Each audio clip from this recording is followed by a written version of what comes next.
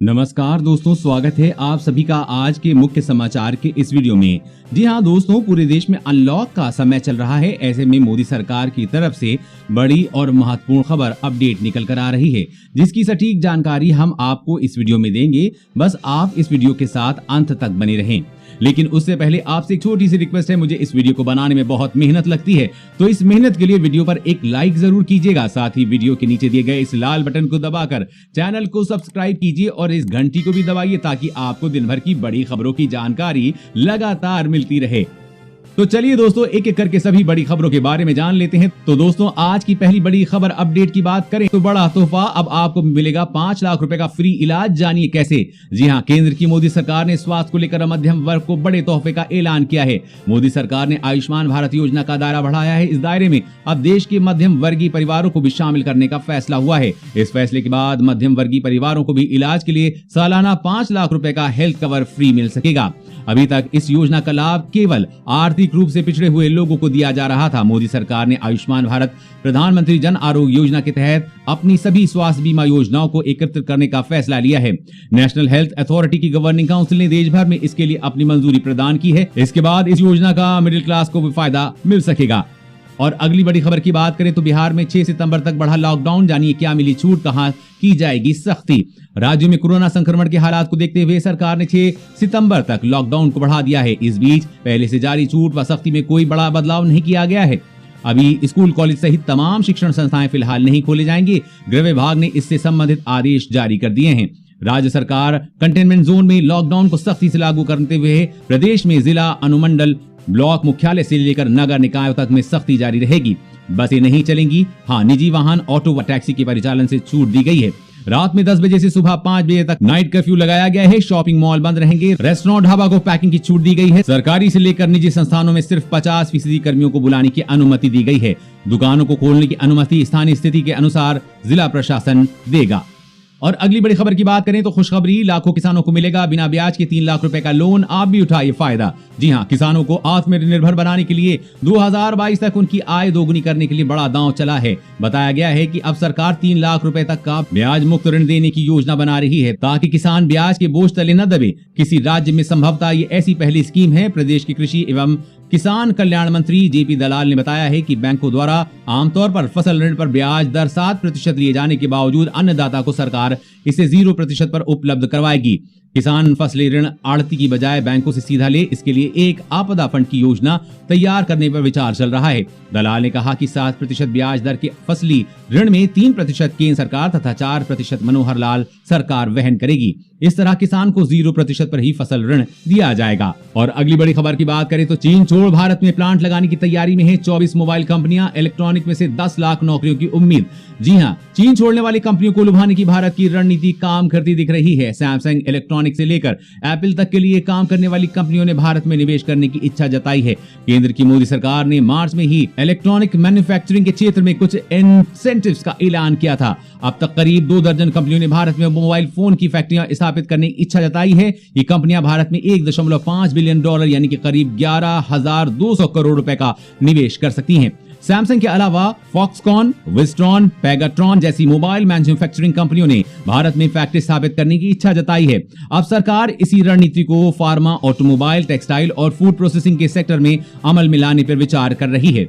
और अगली बड़ी खबर की बात करें तो खुशखबरी, एक बार फिर से रसोई गैस के दामों में होगी कटौती। जानी कब से मिलेगा सिलेंडर। जी हां, देश में कोरोना काल के दौरान एक तरफ जहां महामारी के कारण महंगाई दर बढ़ती जा रही है, वहीं दूसरी तरफ बहुत जल्दी रसोई गैस सस्ती हो सकती है। इसका कारण ये है कि 1 अक्टूबर से प्राकृतिक गैस की नई दरें तय की जाएंगी। इस मामलों में वाकिफ सूत्र का कहना है कि अक्टूबर में प्राकृतिक गैस की कीमत घटकर 1.9 से $1.94 प्रति मिलियन ब्रिटिश थर्मल यूनिट तक आ सकती है। यदि ऐसा होता है तो देश में प्राकृतिक गैस की कीमतें 1 दशक से निचले स्तर पर पहुंच सकती हैं। यदि इस बार भी गैस की कीमतों में कटौती होती है तो ये लगातार तीसरा मौका होगा जब प्राकृतिक गैस की कीमतों में कटौती होगी। इससे देश भर के नागरिकों को बड़ा फायदा पहुंचेगा। और अगली बड़ी खबर की बात करें तो लार से हो सकेगी कोरोना वायरस की जांच, स्वास्थ्य कर्मियों का खतरा घटेगा। जी हां, कोरोना महामारी से जुड़ी एक राहत की खबर आई है कि दरअसल अब मुंह और नाक का स्वैब नमूना लिए बिना ही कोरोना जांच हो सकेगी। येल विश्वविद्यालय ने सीधे लार से जांच का तरीका इजाद किया है। पारंपरिक तरीके से अलग इस तकनीक से जांच कराने वाला खुद ही अपनी लार का नमूना प्रयोगशाला को देगा। इससे स्वास्थ्य कर्मी और मरीज सीधे संपर्क में नहीं आएंगे और वो वायरस से सुरक्षित रहेंगे। इसे अमेरिका में लागू करने की अनुमति मिल गई है।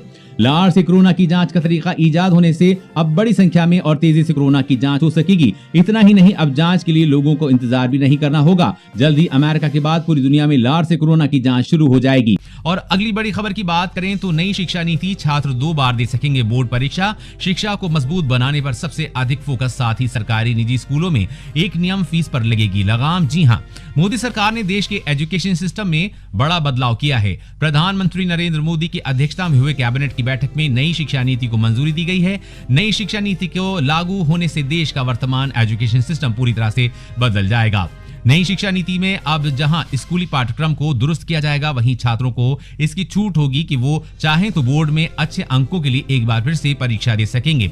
वहीं 50 साल पुराने स्कूली शिक्षा के ढांचे को पूरी तरह से बदल दिया गया है। अब स्कूली शिक्षा में 10+2 फॉर्मेट को खत्म कर दिया गया है। इसे अब 5+3, 3+4 फॉर्मेट में ढाला गया है। मतलब अब स्कूली शिक्षा 12 साल की जगह 15 साल की होगी। इसके अलावा राज्य स्कूल मानक प्राधिकरण में अब सभी सरकारी और निजी स्कूल शामिल होंगे। पहली बार सरकारी और निजी स्कूलों में एक नियम लागू होंगे। इससे निजी स्कूलों की मनमानी और फीस पर लगाम लगेगी। जी हां दोस्तों, सरकार ने ये नई नीति बनाई है। आप इससे सहमत हैं या नहीं, नीचे कमेंट में जरूर बताइएगा। और अगली बड़ी खबर की बात करें तो पासपोर्ट की तर्ज पर अब घर आएगा ड्राइविंग लाइसेंस।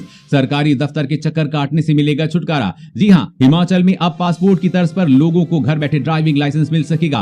परिवहन विभाग सारी प्रक्रिया को ऑनलाइन कर रहा है। जल्द ही शिमला और कांगड़ा जिले में पायलट प्रोजेक्ट शुरू किया जाएगा। सफलता मिलने के बाद इस व्यवस्था को पूरे प्रदेश में लागू किया जाएगा। योजना के अनुसार आवेदक को परिवहन विभाग से लाइसेंस की फाइनल अप्रूवल मिल गई तो वो रसीद दिखाकर भी गाड़ी चला सकेगा। रसीद दिखाने पर पुलिस उसका चालान नहीं काट सकती। ये व्यवस्था 15 से 20 दिन तक चलेगी। इस समय अवधि के भीतर आवेदक को लाइसेंस की हार्ड कॉपी उपलब्ध करा दी जाएगी। उल्लेखनीय है कि इस व्यवस्था से आवेदकों को एसडीएम और आरटीओ दफ्तरों के चक्कर काटने से छुटकारा मिलेगा।